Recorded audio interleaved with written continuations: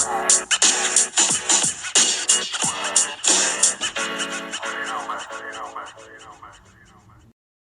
episode is sponsored by Mudwater, a coffee alternative made with a blend of mushrooms, spices, cacao, and herbs. I personally started looking for something that still felt like a morning ritual without having to rely on a ton of coffee.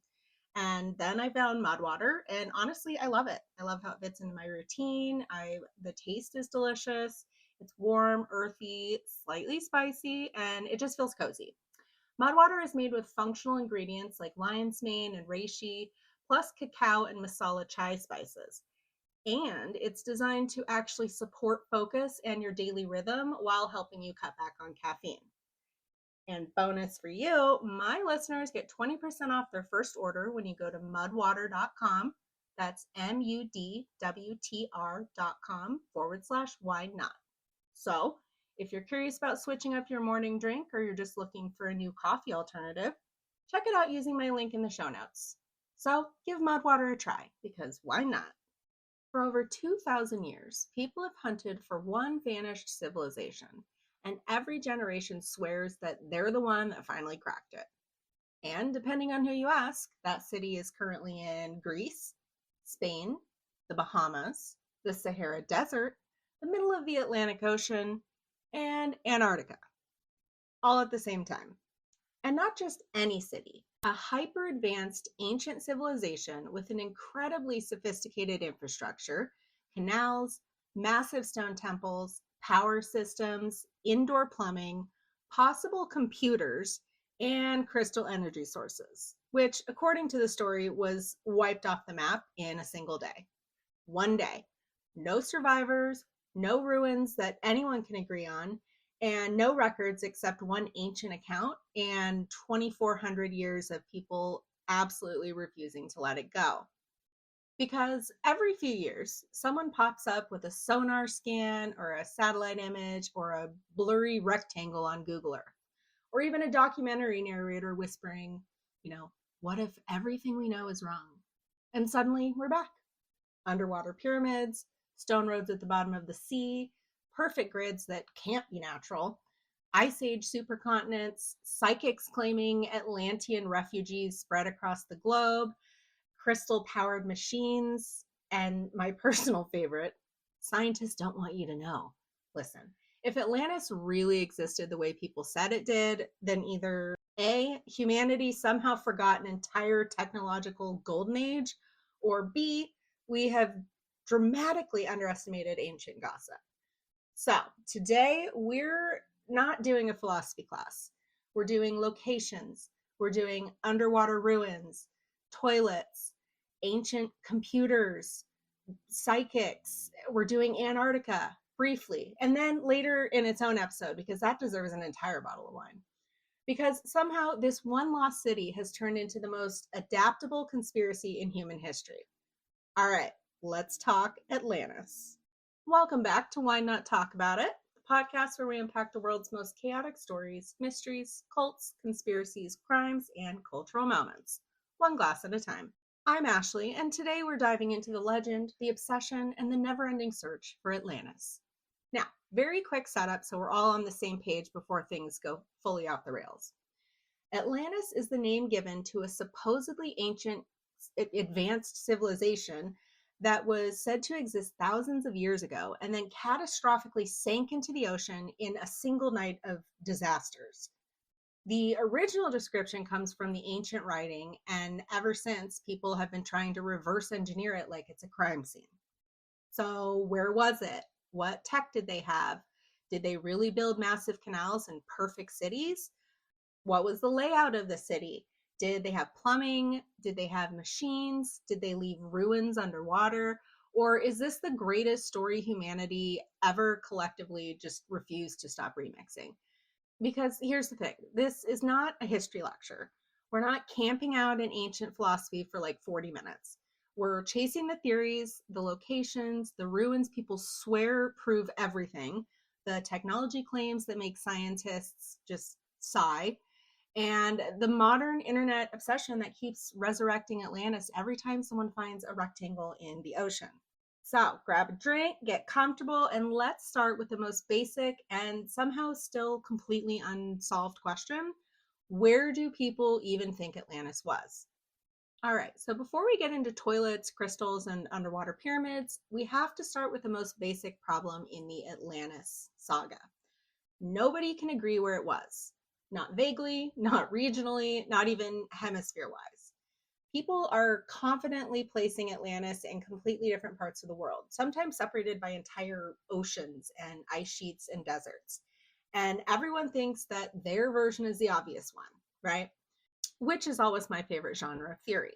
Now, the theory that there are so many locations comes from a handful of geological clues in the original description. And when I say a handful, I mean barely a handful, enough to be intriguing, but not enough to be useful. We're told Atlantis was a massive island civilization.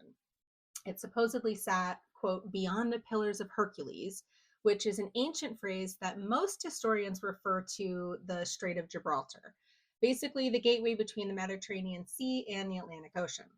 We're told it had concentric rings of land and water around its central city, kind of like a target or a bullseye, or, the world's most inconvenient mode system.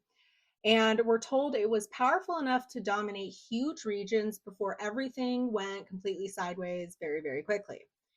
That's not a lot to work with. But humanity looked at that and said, perfect, let's map the entire planet. So let's run through the greatest hits. One of the most popular camps places Atlantis somewhere in the Mediterranean world, especially near southern Spain. Supporters point to low-lying marshlands, ancient settlements, and geological evidence of massive floods and tsunamis in antiquity. They argue that a prosperous coastal culture could have been destroyed by seismic activity and later remembered as something much grander. Some even try to match the ringed city description to ancient harbor systems. This is where people start pulling up satellite images and circling shapes and saying things like, no, but look at the curvature though.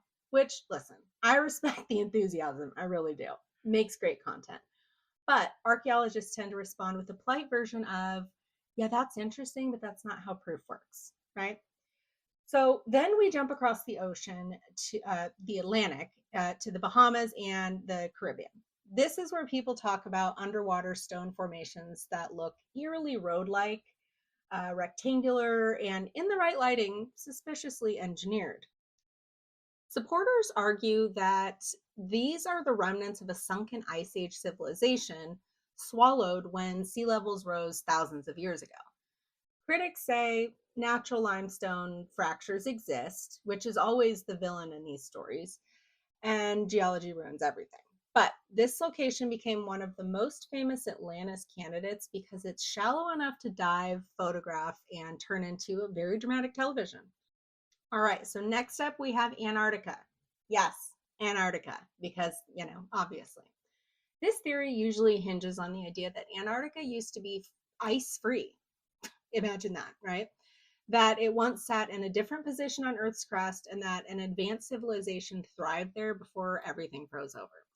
Some people also drag in old maps that supposedly show Antarctica's coastline before it was covered in ice, but this is where theorists are getting, ambitious, like globe-spanning ice age empires ambitious.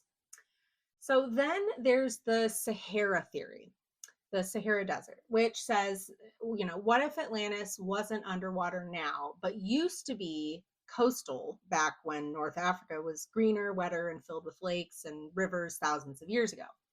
Supporters point to prehistoric rock art, ancient settlements, and climate shifts that turned grasslands into desert.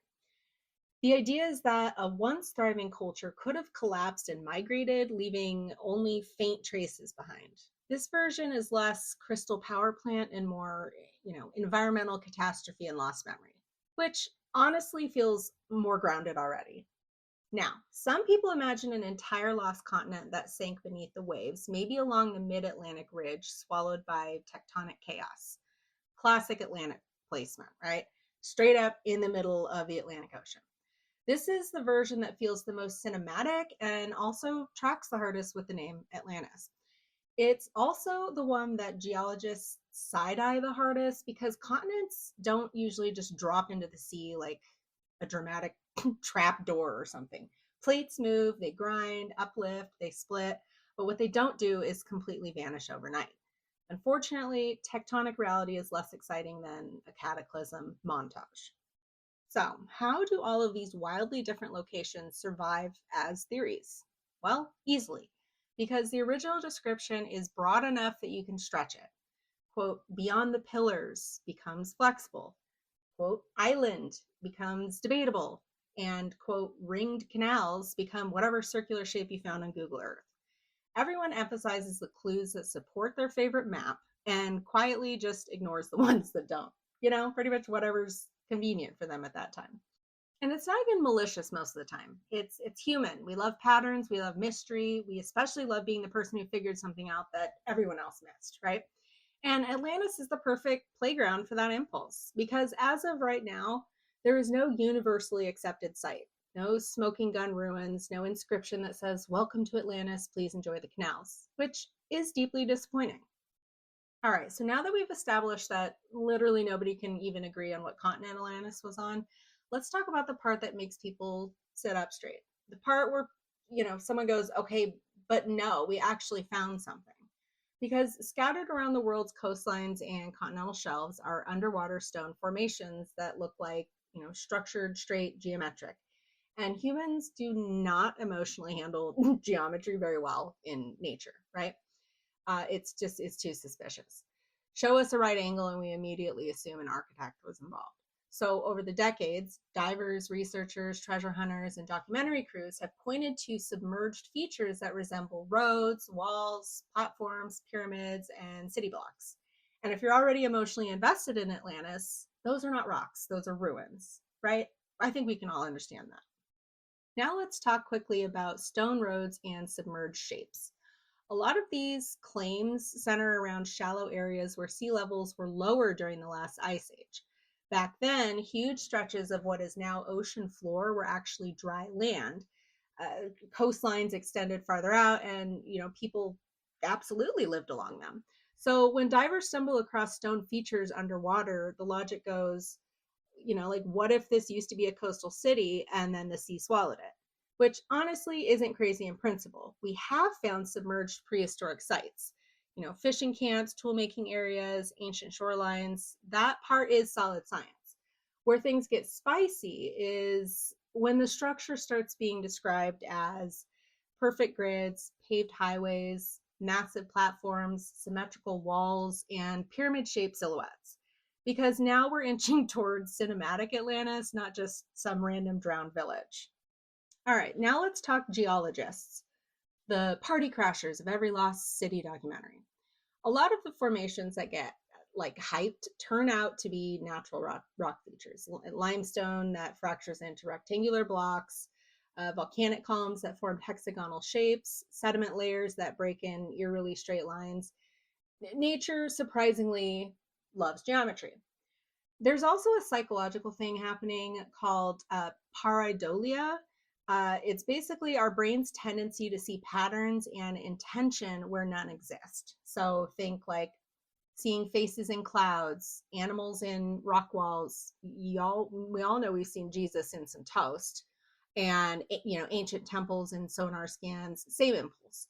Scientists will point out that the real ancient construction usually leaves behind things like tool marks, cut stone patterns, debris piles, pottery shards.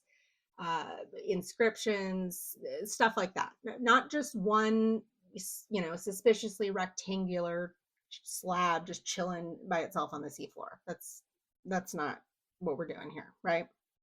And then we've got, Google Earth archaeology. So, satellite imagery and whatnot, which, is public access to high resolution ocean maps, bathymetric data. I don't think I said that right. Which is basically typography, but underwater, sonar grids and shadowy outlines. And then suddenly everyone with Wi-Fi and curiosity could start hunting Atlantis from their couch. You see a rectangular shadow, you zoom in, screenshot it, post it. Congrats, that's now Atlantis. Especially if you draw some lines on it. The lines really sell it. Someone, overlays Plato's description on a blurry ocean map and adds dramatic music and says, I'm not saying it's Atlantis, but you are. That is exactly what you're saying. But here's the thing.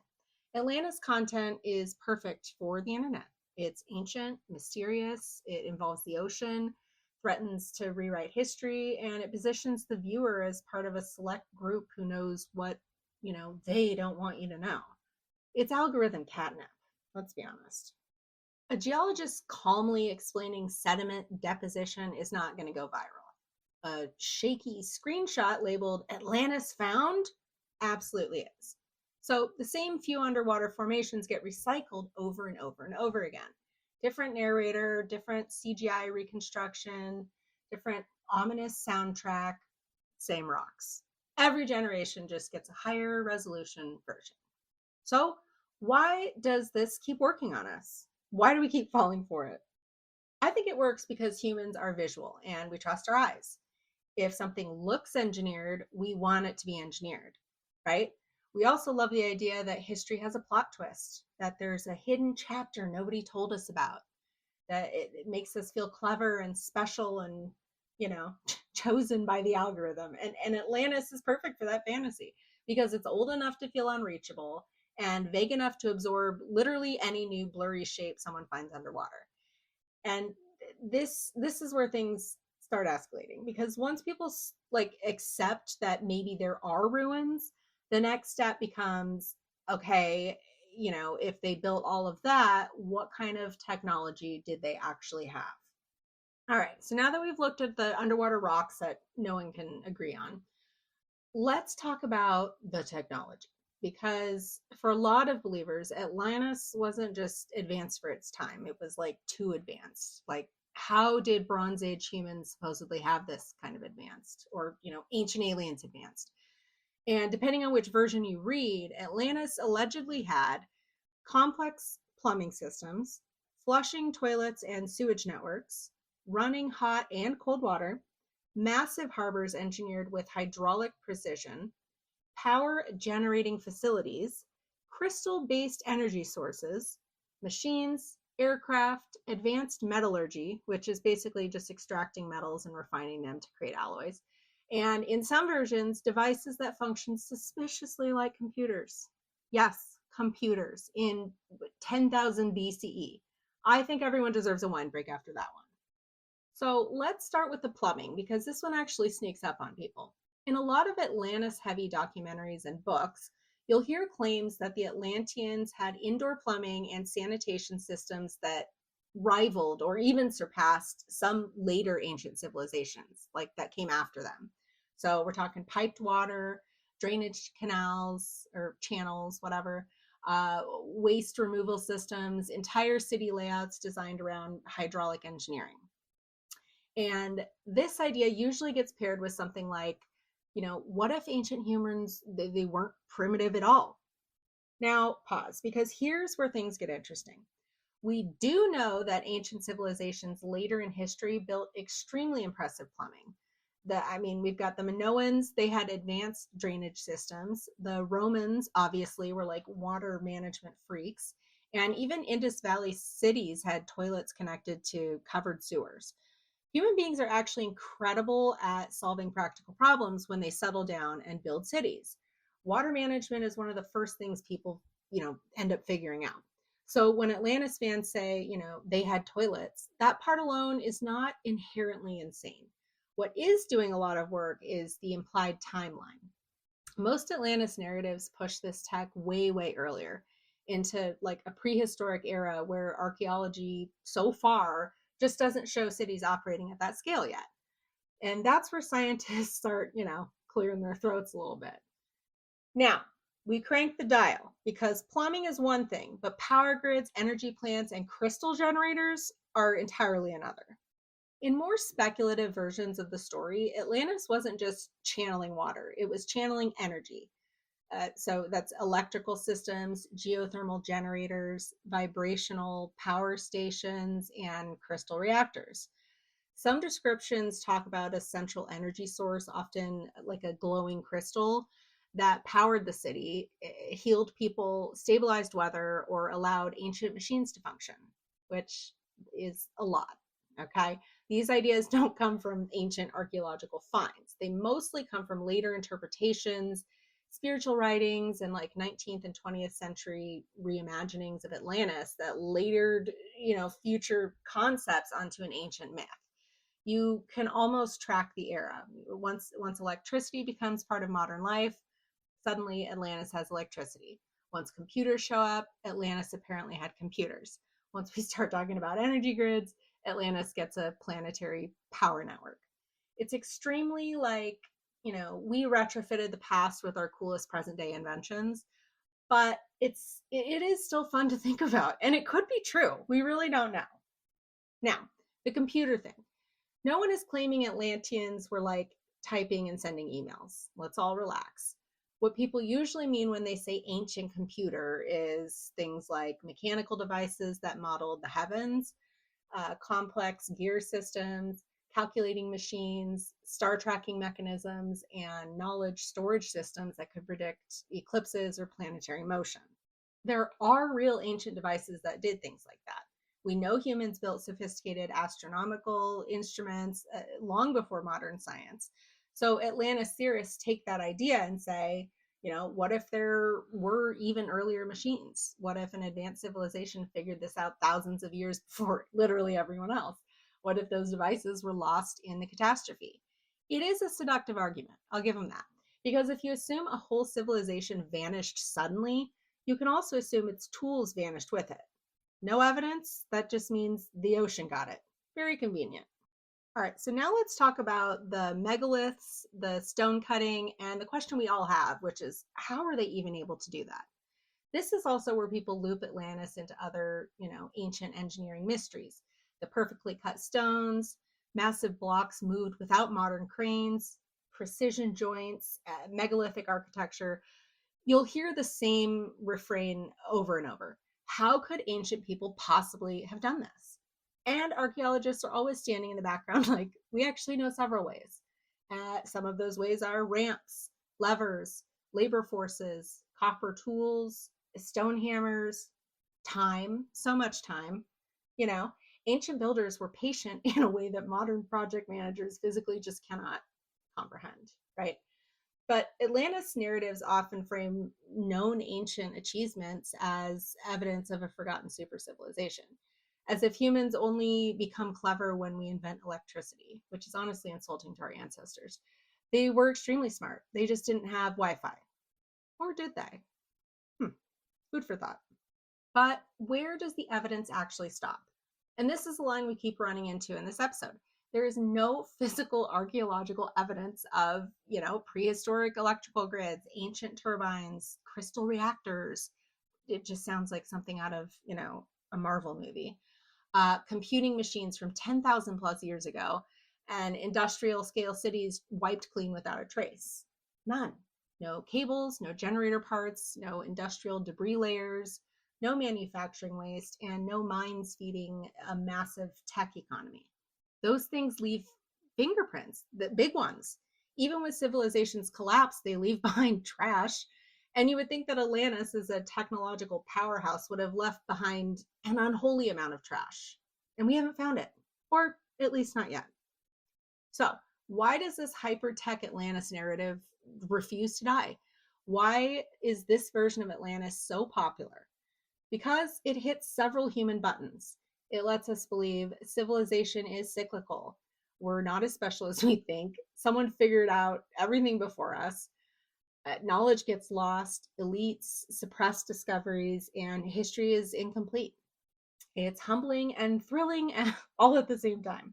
It also flatters the believer. If you've uncovered the truth about Atlantis, you're not just a person with Google. You're an explorer, a revisionist, a chosen one in the comment section.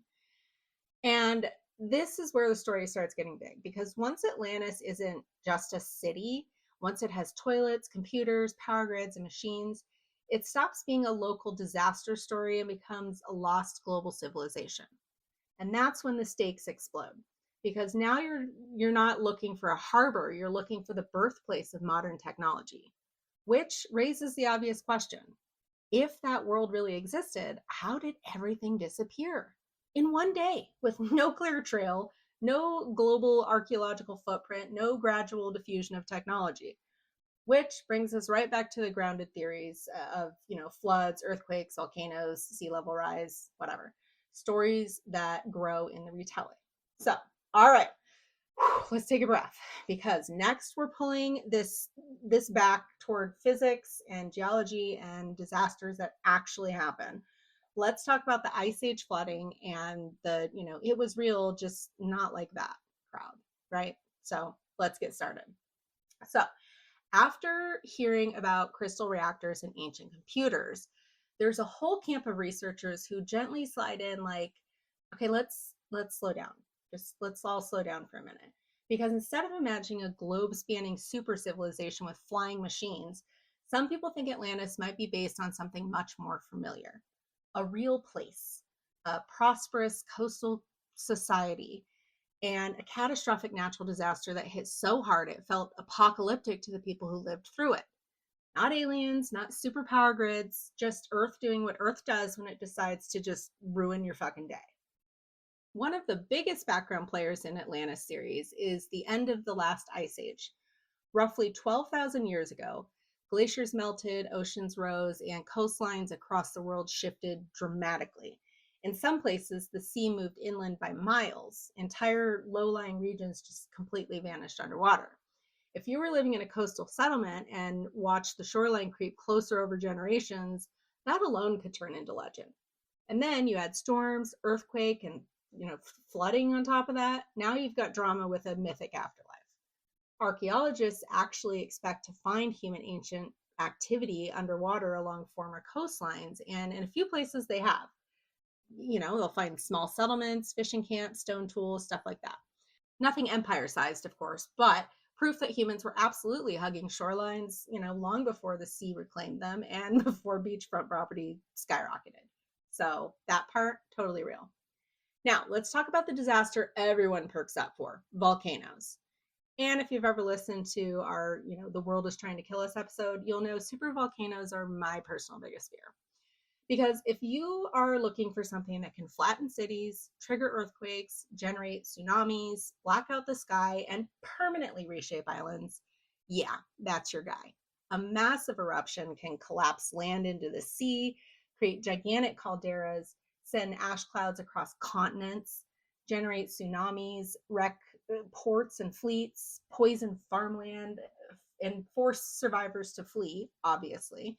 And in the Mediterranean world, this is not hypothetical. This region sits near tectonic boundaries and volcanic arcs. So islands rise, they explode, they partially vanish. Earth can be rude like that. Some researchers have looked at famous ancient eruptions and asked, what if a real catastrophe like this is the seed of the Atlantis story? And, what if survivors carried tales of their homeland being destroyed in a single terrifying sequence of events? And over centuries, that story got bigger, cleaner, more symbolic, and more cosmic. That's not conspiracy talk. That's pretty much how oral tradition works. Now, here's the thing. Volcanoes don't usually work alone. They bring friends. So earthquakes, landslides, tsunamis and sea urges. If an underwater slope collapses or a caldera drops, massive waves can race outward and obliterate coastlines. Imagine being in an ancient port city with no warning system, no satellites, no seismic monitors, and no evacuation texts. Just the sea is leaving, and then it is coming back with a vengeance. That kind of event would absolutely imprint itself into cultural memory. It would feel like, biblical and world ending. Perfect raw material for a legend that eventually turns into, an entire island empire was destroyed overnight. This is where historians and anthropologists start nodding, because humans, we don't preserve stories like spreadsheets. We preserve them emotionally through, poetry, morality tales, warnings, through symbols. And over generations, details get sharpened. Villains become clearer, cities become bigger, disasters become divine punishment. What might have begun as, a wealthy island was destroyed by earthquakes and flooding turns into a global superpower fell in one night because it angered the gods. That escalation is unfortunately extremely on brand for humanity. Now, does this explanation prove Atlantis existed? No. It makes part of the story feel possible, though. It explains, how sudden destruction could happen, why a society might vanish from memory. It explains why later people might struggle to find it. What it doesn't explain is continent-sized empires, prehistoric power grids, crystal reactors, and global influence with no archaeological footprint. So it was real, just not like that crowd, usually lands somewhere in the middle. Not fantasy, not global utopia. A regional culture whose destruction was magnified by time, retelling, and human imagination, which honestly feels like the most emotionally realistic option of all. And keep that thought in the back of your mind, especially the volcano part, because later when I give you my personal take on where Atlantis might have been, yeah, we're coming back to the Mediterranean geography, seismic zones, island arcs, and why that feels more believable to me than a frozen continent on the bottom of the planet. Just saying. All right, so now that we've talked about disasters that could actually wipe out coastal civilizations, there's one more layer people add on top of all of this. So that's, psychics, Atlantean refugees, secret survivors spreading ancient knowledge across the world. Let's go there next, because why not? All right, before we fully come back to science and maps and rocks, we have to detour briefly into the psychic lane, because Atlantis does not survive 2,000 plus years without eventually picking up a paranormal fandom. In the early 20th century, a famous psychic named Edgar Cayce, maybe you've heard of him, claimed to receive visions while in trance-like states that include Atlantis. According to him, Atlanteans were highly advanced. They used powerful energy, crystal energy systems, and crucially, some of them escaped the destruction. Not everyone went down with the island. Some were able to flee. And those survivors supposedly scattered across the globe, carrying advanced knowledge with them. Things like, engineering, spiritual practices, architecture, seeding later civilizations in Egypt, Central America, and beyond, which is an extremely efficient way to explain literally every ancient mystery. Can't figure out how someone built something? Atlantis. Move over, ancient aliens. But for real, though, if this all did indeed happen, how can we expect that literally no one was able to escape? That's just unrealistic, right? Anyway, Cayce also made very specific predictions that parts of Atlantis would physically rise from the ocean in the 20th century. That, underwater ruins would be just uncovered and that the lost civilization would make a dramatic comeback in human history. But those timelines didn't quite pan out. What did happen, though, was that those ideas stuck because they were dramatic and spiritual, and people just eat that shit up. They framed Atlantis as a hidden origin story for humanity, and they turned the legend from Lost Island into Lost World. Once you introduce survivors into a myth, it gets very hard to kill, because now that story doesn't require physical ruins. It just requires lineage, secret knowledge, bloodlines, hidden schools of thought quietly shaping history from the shadows, which honestly, chef's kiss conspiracy fuel. All right, that's enough of the psychic detour. Now let's talk about which explanations actually make the most sense. Okay, so far we've toured underwater grids, crystal power plants, ancient toilets. I wonder how many times I'm going to say toilets in this episode. Psychic refugees, volcanoes, tsunamis, and Google Earth detectives. God bless them. Now, what we have to do is the annoying but necessary thing. We've got to ask, what do the people whose literal job is studying ancient civilizations actually think is going on here? And spoiler, they are not saying Atlantis had Wi-Fi. Sorry about it. I know, I'm upset too. So when scholars talk about Atlantis, they usually land in one of three camps. Not because they're boring, but because there are explanations that don't require rewriting the entire archaeological record overnight. All right, so possibility number one is that Atlantis was an allegory. One possibility is that Atlantis was never meant to be a literal place at all. It was a story, a cautionary tale, a philosophical thought experiment about a powerful society that became arrogant, corrupt, and morally rotten, and then got wiped out as a warning. Ancient writers did this constantly. They invented cities, they created hypothetical wars, they used fictional civilizations to talk about real political ideas. So in this view, Atlantis functions less like a lost nation and more like, okay, but like, what if your empire got too full of itself, right? Which is timeless. So then we've got possibility number two, which is the idea that a real disaster just got bigger every time it was told. So now we're talking about this middle ground camp, the one that says maybe something real happened. A prosperous coastal city was destroyed by earthquakes, floods, volcanic eruptions, or rising seas. Survivors flee, stories spread, details sharpen, scale increases, generations pass. Suddenly, the tale is about a mighty empire instead of just a regional culture. That process is extremely human. We tend to inflate things, we dramatize them, or dramatize, whatever. And we turn trauma into legend. After 1,000 years, nobody is reciting coastal erosion statistics. They're talking about, they're telling stories about divine punishment and lost worlds. And then we have possibility number three, which is a mashup of multiple places and events. So another idea is that Atlantis isn't based on one disaster, but several.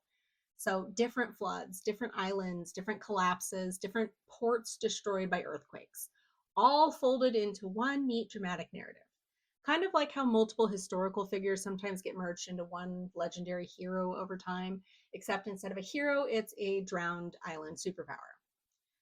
But here's the sticking point and why archaeologists still are not convinced. If Atlantis was a massive global influencing civilization with advanced infrastructure, we would expect to see just that. Not just one suspicious stone road. We would see things like widespread settlements, trade networks, shipwrecks, industrial debris, mining operations, distinctive building styles spreading outward, artifacts appearing in distant regions, layers in the archaeological record that scream, something used to be here. Civilizations leave clutter, and a lot of it. We already talked, like there would be some, quote unquote trash somewhere. But so far, Atlantis hasn't. Not that we found anyway. But that absence is what keeps mainstream researchers firmly in the skeptical camp. Not because they hate fun, but because extraordinary claims require extraordinary receipts. And to be fair, scientists aren't sitting there saying, no submerged settlements ever existed. They absolutely did. And we have actual proof of ancient people living along coastlines that are just now completely underwater. What they're pushing back on is the leap from, here's a drowned prehistoric site to this was the center of a planet-wide super civilization with crystal, energy grids. That jump is doing a lot of legwork. But my personal opinion is that the latter just sounds way more fun and interesting. Because how freaking cool would that be, right? I mean, but of course, I have to bring myself back to reality every once in a while and wait until I have actual proof to get too excited. Unfortunately, I know.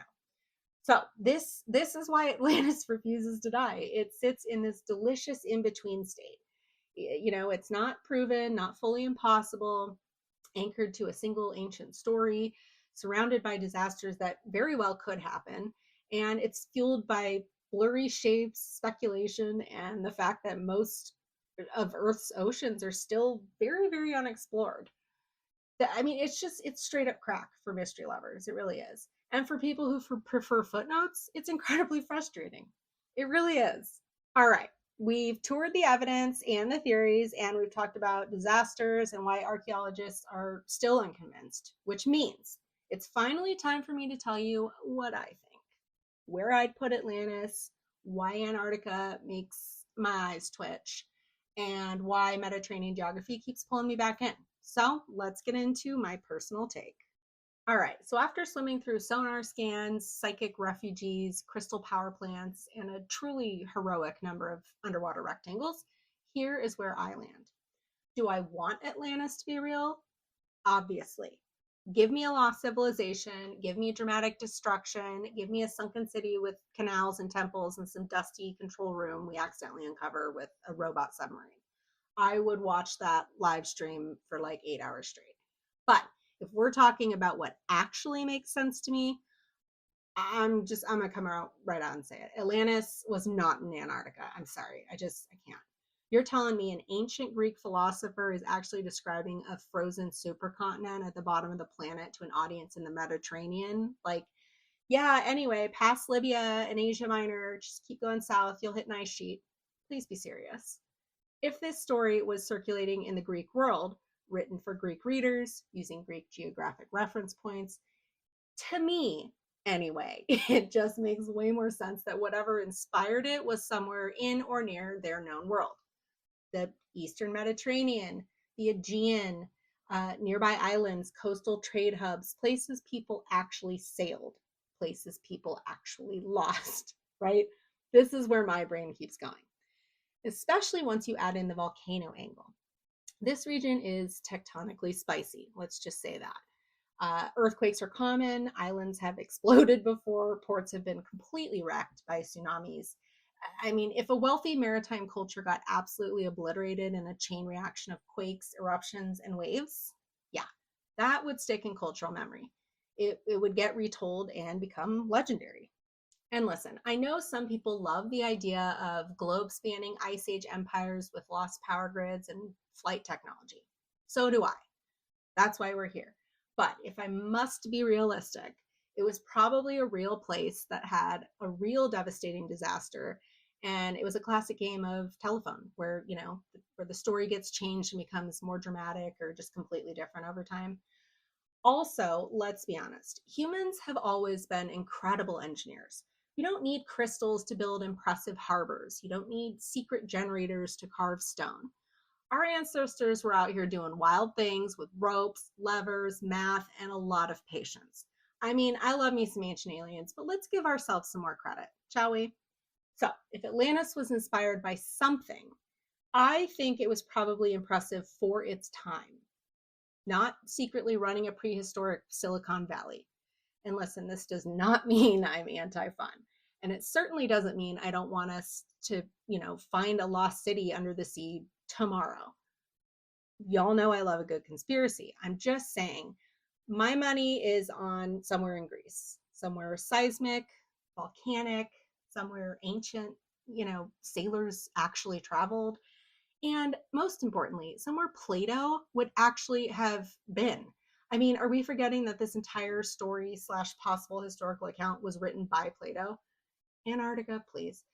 I just can't. I'm sorry. But she does deserve her own episode for sure, because that conspiracy ecosystem unhinged. We will be doing an episode on Antarctica. Don't you worry. All right. Now that you know where I stand, I'm going to kick it back to you because Atlantis survives precisely because people cannot agree on it. So, what do you think? Do you think Atlantis existed or was it always just symbolic? Which location theory makes the most sense to you? Do you buy the lost tech arguments?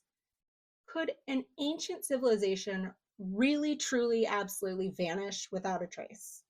Would you want Atlantis discovered tomorrow, even if it rewrote everything we think we know about early history?